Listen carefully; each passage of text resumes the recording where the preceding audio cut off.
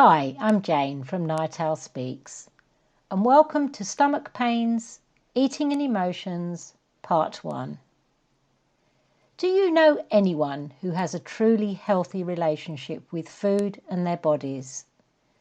To a lesser or greater extent, most people have some level of preoccupation with food, body image, and health.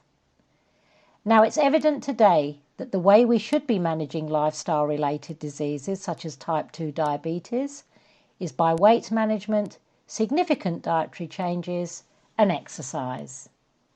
However, there are some people who may need to have a different strategy with food before they tackle any health issues that possibly exist. This group, and you may recognise yourself in the upcoming presentation, are the emotional overeaters.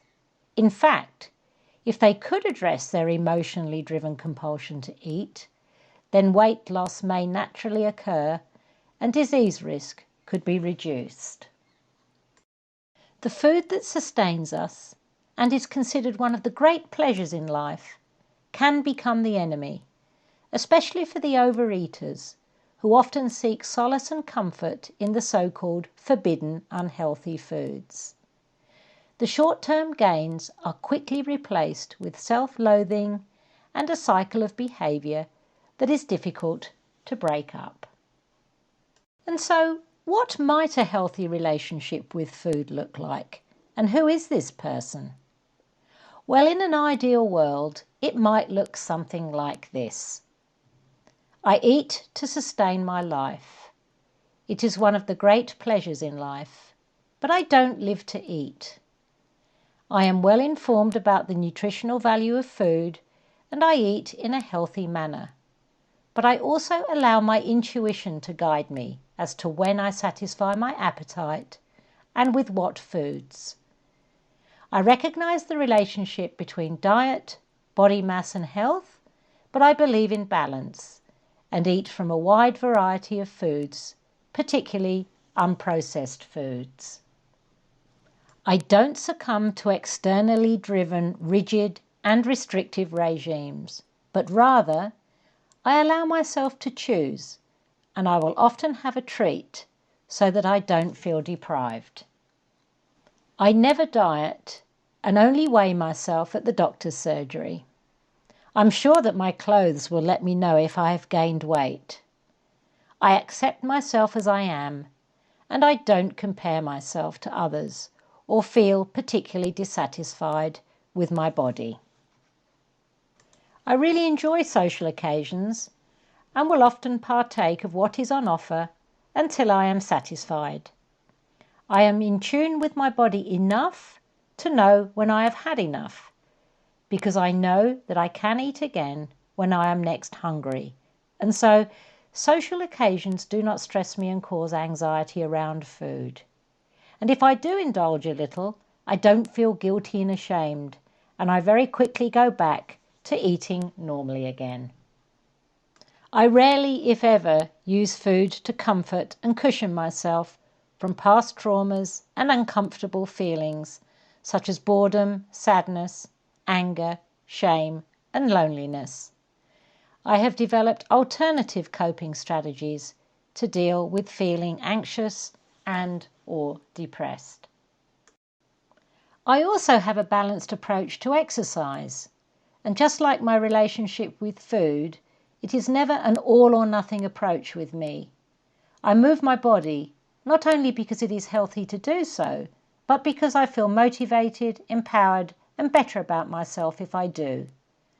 I never use exercise as another means of punishing myself by setting unrealistic goals and then feeling not good enough. I only exercise if I enjoy the activity and I take my age, gender, and fitness level into consideration. Well, this fictitious person is certainly a rare bird in today's world, and I am being facetious. But it's not an impossible task to move a little bit more in this general direction. And so, moving on, let's consider what the world of the emotional eater might look like. Well, many overeaters are overweight because they tend to consume more calories than their bodies require. And the emotional eater is likely to be fully aware of this and doesn't need reminding by well-meaning people. That said, emotional eaters come in all shapes and sizes and are not necessarily overweight. Conversely, not everyone who overeats is an emotional eater, but they do tend to be overweight. So, other than emotionally driven overeating, what are some of the other reasons that people may overeat? Well, there could be a reliance on calorie-dense fast food that has become just literally a habit, and habits, as we know, are very hard to break. And one of the reasons that this reliance on fast food has emerged is just through nutritional ignorance. Sometimes there's a lack of availability of fresh, unprocessed foods. For instance, if you live or work in a remote location. Financial stress can sometimes lead to the purchase of cheaper foods that can be nutritionally inferior. Also, erratic working schedules will often not leave time for food preparation. And some people lack motivation or are quite simply disinterested in their health. And some people just simply enjoy eating and eat too much of it, and they don't really think about it. They just squirrel it away. Well, that just about sums it up for today. Please tune in to part 2, when we will look at the world of the emotional eater in more depth. I'm Jane from Night Owl Speaks.